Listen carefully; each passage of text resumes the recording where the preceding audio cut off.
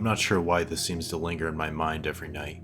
When I mention the riots in '93, they talk about the riots in LA. They don't remember the sirens screaming all night. They don't remember the men in gas masks, knocking on every door, telling us to leave. The shortages, the fear, the paranoia, the evacuation of entire cities, almost the entire state. I was one of the few who stayed. Some couldn't leave for other reasons.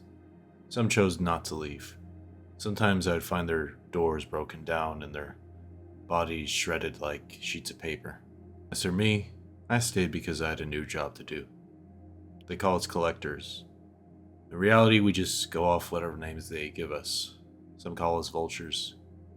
Usually people who are desperate enough or crazy enough to collect samples and intelligence from the quarantine zones for the eggheads or Uncle Sam. Some of us lived colorful lives. Some were given a choice of prison or being a collector. Some of us were contractors before this, or washed up veterans or ex-cops. As for me, I had my own reasons. They send us in by ourselves or in pairs if they feel like we're important. I wish I was that lucky, but... and then again, luck has never been my strong suit. When we're not doing Washington's dirty work, we're holed up somewhere, licking our wounds out of the cold. Some of us like to make our own little hideouts in nooks and crannies. As for me, I always believed in safety in numbers. Plus, they tended not to attack groups of people.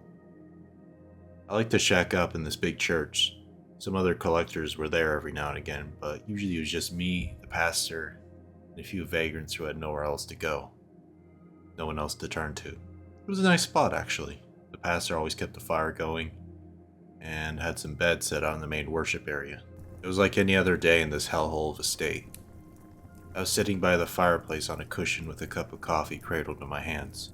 Instant, of course, but hey, I take what I can get. Despite the coffee tasting like a combination of charcoal and gas with the absence of sugar, I took another sip as I glanced over my shoulder to see a few people huddled in blankets with lit cigarettes hanging from their chapped lips. I glanced out the warped window to see the snow was starting to pick up. Snowflakes began to gently tap at the window. When I heard the distinct sound of my pager chiming, I groaned as I dug into my pocket for it. I glanced down at the minuscule screen to see a radio frequency to tune into. I gulped the last of my gritty coffee and traipsed over to my bag to my Singar's radio and set it up real quick. Set it to single channel in plain text, then punchy in the freak. I took hold of the receiver and began to speak into it.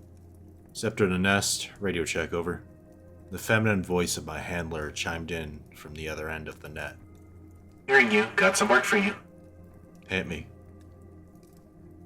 Got a hit from the Marines saying there's some unusual activity on the mall on Grover Street. They want a specialist to look into it. I rolled my eyes and let out a sigh. Could they be more specific? There was a short pause before Nest finally responded. Some of the grunts said they heard something coming from the old mall. Not sure how it's possible. Yeah, me neither. Well, I'll start hoofing it there then. Oh, no need for that. There's a convoy that you can hitch a ride with. I furrowed my brow. How'd you manage that? I heard a soft chuckle from the other end. I have my ways. Get geared. They're gonna pick you up soon. I hear you. Scepter over and out.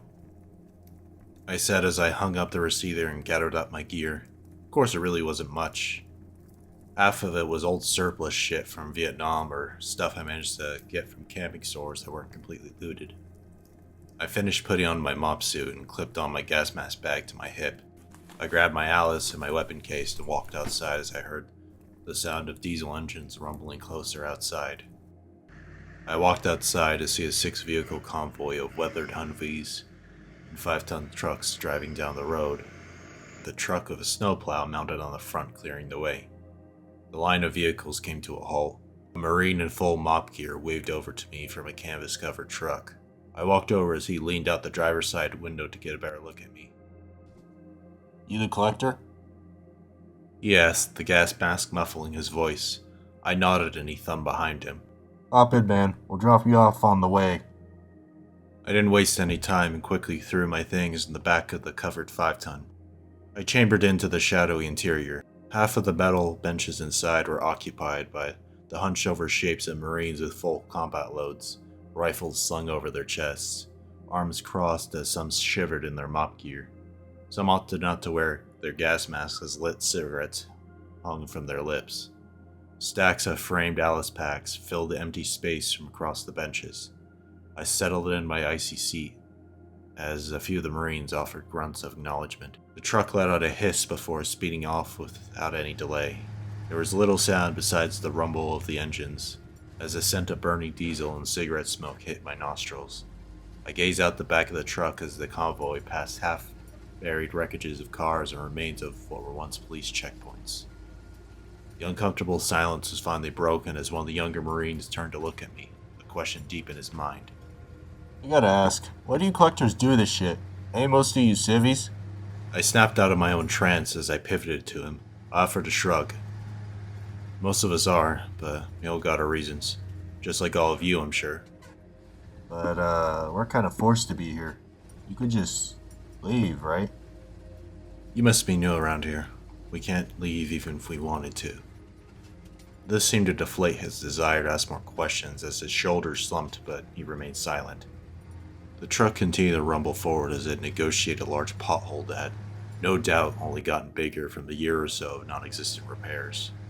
The convoy stopped just shy of a semi-crowded parking lot. Some cars were still left. Many of the windows had already been smashed, tires slashed, or missing entirely. Even with the snow, I could still see piles of scorched tires, half-frozen corpses still buckled in their seats. Some clutched their loved ones' hands, never letting go, even after death. Some clutched icy weapons that could never save them, an all too common sight nowadays. A constant reminder for those like me, doomed to join the frost. A multi-story behemoth of concrete and faded store logos jutted out over the horizon that was once a mall.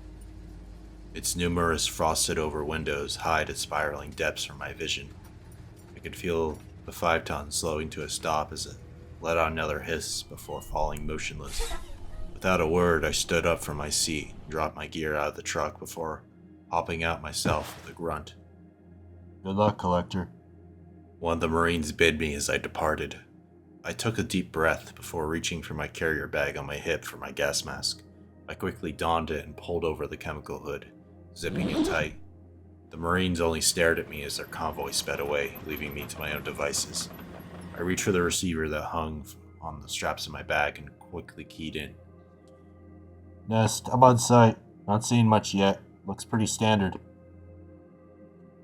Standard as in... Not seeing any shells. Still some bodies around. At least, not any fresh ones. Gonna load up. Over.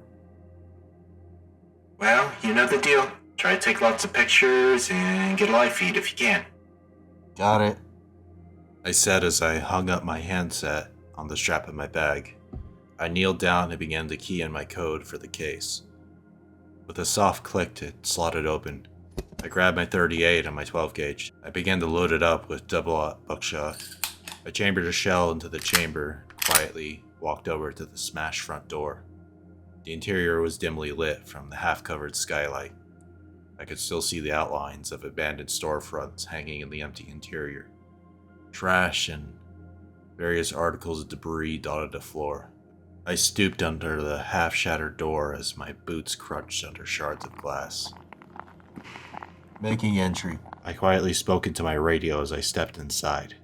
The long hallway of looted storefronts and barred doors spiraled ahead of me.